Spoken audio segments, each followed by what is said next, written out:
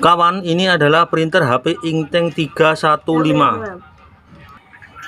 Ini kertasnya sudah saya siapkan dan sekarang kita akan coba untuk menyalakan.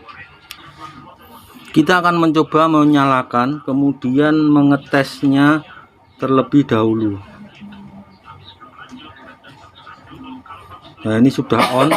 Ini 0, ini tandanya printer sudah ready, ini ya, angkanya 0.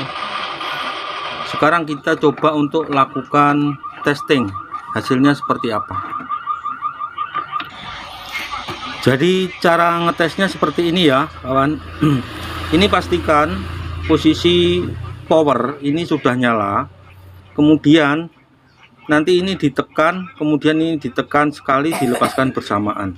Sebelumnya kertas disiapkan terlebih dahulu. Oke ya kawan, kita coba. Ini ditekan, disusul tanda ini, tekan satu kali, tekan, nah seperti ini, lepaskan. Nah, kertas nanti akan ditarik ya. Nah, ini nanti akan muncul hasilnya seperti apa. Kondisi nozzle tesnya dari printer HP Inktank 315. Nah, oke, ini hasil tesnya seperti ini. Nah, jadi hasil tesnya seperti ini ya. Ini warna merah, ini kuning, ini biru, magenta, cyan, dan blue ya. Ini juga cyan, magenta, blue.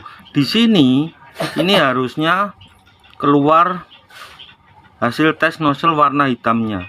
Berarti dari hasil ini printer ini mengalami